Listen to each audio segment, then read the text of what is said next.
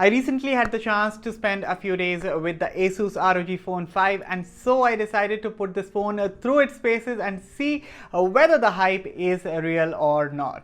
Hello everyone, my name is Aman Rashid, you're watching Mr. Phone, and in this video I'll be testing the gaming performance of the Asus ROG Phone 5.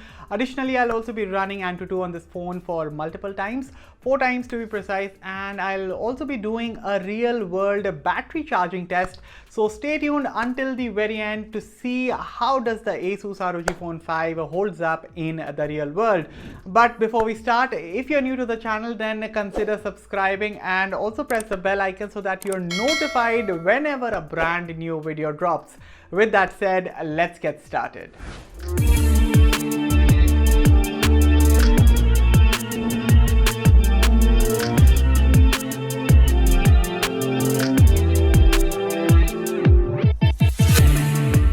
Quickly, some key specifications first.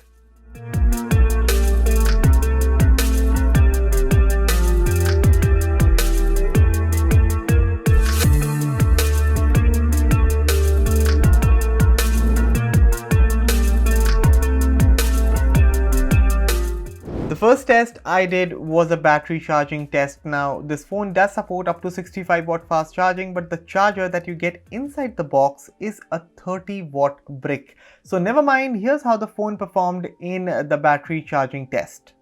As you can see, the battery was completely drained when I started with the test, and also I tried quite a few times to turn on the phone after putting it on charge, and I thought something's wrong with the phone since it wasn't turning on. And only it was around the 9-minute mark that the phone finally decided to turn on, and that's when I was relieved that okay, the device is working. And yeah, as you can see, after 10 minutes of charging, the phone was able to reach about 4%. Now fast forward to 20 minutes and the battery level had reached 17%. To be honest, I was already anxious at this point for how long will I have to put up with this. I mean, in that moment, I had realized that I have trolled myself and this one is going to take a lot of time. Anyway, at 30 minutes, the battery charged to about 32%. And looking at this result, I have realized that how the likes of Oppo and Realme have spoiled us with their 65-watt charging solutions. I mean, I remember 30-watt charging being a thing and how OnePlus and Oppo used to advertise it to be super fast back in the day, and it feels so slow, man. Now, of course, the battery capacity on this phone is also 6000 mAh, which is large, and that's why only if Asus could have given the 65-watt charger in the box, I mean, that would have been totally awesome. Anyway, in 40 minutes, we reached about 46%, and from this point on, I'm just going to fast forward every 10 minutes so that we reach the conclusion of this never-ending battery test. In 50 minutes, the phone had reached 60% battery. And finally, after an hour or 60 minutes, the battery on the Asus ROG Phone 5 reached 75%. And by the way, it was still showing that it's going to take about 28 minutes more for a complete charge. So let's keep going. But this time around, I checked the battery level after 75 minutes, or say 1 hour 15 minutes. Yes, I took a 15-minute gap this time. So it was 93% charge until then. And during the final minutes, when I started recording around the 1 hour 22 minutes mark, I already noticed that the phone was sitting at 99%, and from there on, it was the longest time that it took to finish the final 1%. By the way, we are still not done even after 1 hour 30 minutes, just in case you thought it is still at 99%, but then I checked later at 1 hour 33 minutes mark, and finally the Asus ROG Phone 5 fully charged to 100%. So there you have it, guys. The Asus ROG Phone 5 took about 93 minutes to fully charge from 0 to 100 using the supplied 30-watt charger. Of course, the phone also supports up to 65-watt fast charging, but you'll have to purchase the 65-watt fast charger separately. Anyway, let's move on and test the gaming performance and Antutu benchmarks. Keep watching. Sorry for the blurred start, it's soon going to be in focus. So I started off by playing Call of Duty Mobile, and to test the FPS and thermal performance, I also recorded the gaming session on Gamebench Pro. Of course, I'm going to show the scores after each session briefly, and also at the end of the video that would be in detail, so stick around. Now, I feel that Call of Duty Mobile over the past year has become one of the most popular games in India after PUBG was banned. And guys, also please don't judge me for my poor gaming skills, since I was consistently focusing on the benchmark numbers, and there was also a stopwatch that I kept near to monitor the time, and it kept on distracting me. And I've also enabled the triggers, by the way, on this phone, which really enhance the overall gaming experience. I mean, this is what makes the ROG phone an ROG phone. Good stuff. Now my plan was to continuously play on this phone for straight 2 hours because I wanted to put it under serious load. So I thought I will play 4 different games, and after every gaming sessions of about 20 minutes, I will test Antutu on this phone. So I actually tested Antutu for 4 times, so keep watching, you'll see things. And if you do make it to the end of the video, you'll know that I did go uber crazy on this phone. So I played Call of Duty Mobile for about 19 minutes according to Gamebench Pro. The median FPS for this game is 60, and the ROG phone scored 76%. That's the percentage of frames the phone managed around the median FPS. I'm going to talk about this in detail when I show the screenshot of the Gamebench chart at the end. Right now, it's time for the first Antutu benchmark.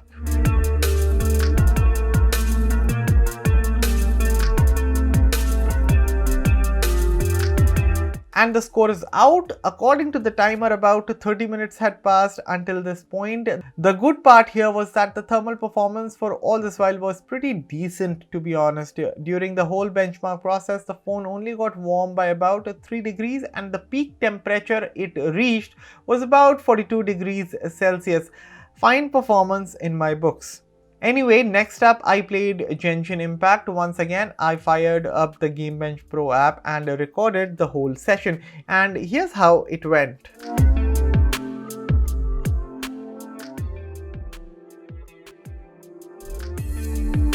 Now, after playing for about 20 minutes, I closed the game, opened the Gamebench app again. So the median FPS for this game is 30 FPS, and the phone managed to achieve a score of 96% around the median FPS, which is great. More on this later. Quickly, let's start with Antutu for the second time now. And by the way, 52 minutes have already passed by now.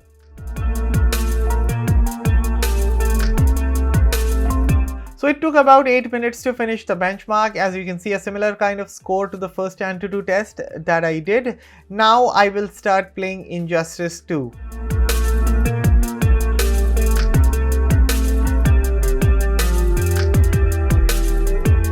The problem that I faced after playing Injustice 2 was that when I opened the Gamebench app, it did not record the session, and this was clearly not my fault because you guys saw that I did hit record before starting the game, and I also did hit the end record button after, when I finished playing the game. But never mind, I wasn't going to restart my performance test just because Gamebench went buggy on me. So I went ahead and tested Antutu for the 3rd time.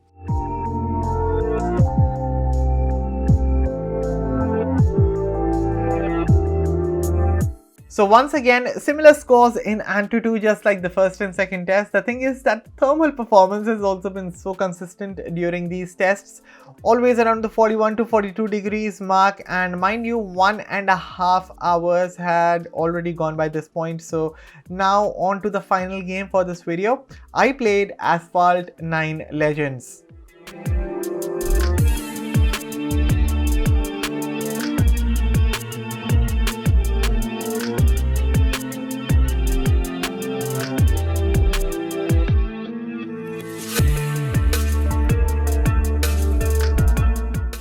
So yeah, yeah, that was the final game, guys. I played it for about 20 minutes. Again, the median FPS for Asphalt was 60 FPS, and the ROG Phone 5 managed to achieve a score of 90% around the median FPS.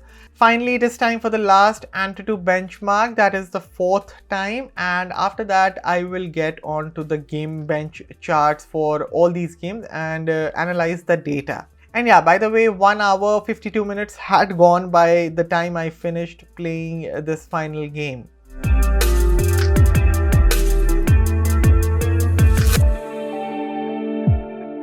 So after about 2 hours and 2 minutes is that we see for the first time the score dropped a little below the 810,000 mark, and you'd also notice that at one point the temperature also went up to 43.4 degrees, which is not much again, because other phones I'm sure would be fuming by now if I would have done something like this with them.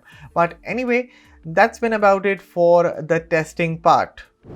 Okay, so before the test started, that is when I first rolled the camera, the phone's battery level was 80%, and after this intense 2-hour session ended, the phone's battery level was 34%, which means the phone took a hit of 46% in battery life. And while this might sound like a lot, I think the phone performed pretty well, considering I played 4 different games and also ran Antutu benchmarks back to back after each session. And also the thermal performance was pretty decent according to me. So you guys also share your thoughts, what you think, and of course right now we'll be checking the Gamebench, we'll be analyzing the Gamebench results. So the first chart shows how Call of Duty Mobile performed in terms of numbers. The phone managed a 76% FPS stability for this game around the median FPS, that is 60 for this game. And trust me folks, don't go by the numbers because I know the reason for this average score. So when you are in the general menu of the game, say you're in the settings, or basically when you're not playing, the FPS during that time drops below 30 FPS. I consistently notice that, and since you don't require all that power. Also while gaming, I can assure you that I didn't see a single hint of lag or stutter. Buttery smooth performance overall. Quickly taking a look at the thermal performance, so we started off at 31 degrees Celsius, and at the end of the gameplay the temperature was about 39 degrees Celsius, and while it might sound a lot in the real world, it was only warm to the touch. I mean folks, this is totally reasonable according to me. I can once again assure that as per the numbers, the real world performance was also absolutely great. Quickly checking how the thermal performance was during the gaming session. Not to forget, I also ran Antutu for the first time before playing this game. So 41 degrees when I started playing and 41 degrees when I ended the gameplay. Once again, these are just numbers, but in reality, according to me, the phone was only warm to the touch. Okay, so next up I will be taking a look at Asphalt 9's chart, which was the 4th game that I played, and as you have already seen in the video how Gamebench messed up with the 3rd game that I played, that was Injustice 2. Performance wise, I can tell you that Injustice 2 ran perfectly well on the Asus ROG Phone 5. I did not come across any frame drops or lags or stutters, but since I don't have any solid proof, Gamebench messed it up. I can only tell you that the game performed brilliantly, but otherwise for now let's focus on Asphalt 9's chart. So this is Asphalt 9's chart, and for all those who think that Asphalt is not a taxing game on the phone's hardware, just look at that GPU usage. A mind-boggling 69.55% and anyway 90% FPS stability. Once again, good performance, and let's quickly take a look at the thermals as well. So 41 degrees Celsius when I started playing, and I ended at 41 degrees Celsius. After playing these games and running Antutu, I have deduced that even under putting the heaviest of load on the ROG Phone 5, according to my calculation, this device consistently hovered between 38 degrees Celsius to 43 degrees Celsius. This was one heck of a performance, man. Absolutely impressed. And that's about it for this video, guys. I tried to do something new on the channel, so if you enjoyed, then please smash the like button and of course share with others as well. As always, thanks for watching, and for all the latest in tech, stay tuned to Mr. Phone. I'll see you guys in the next one.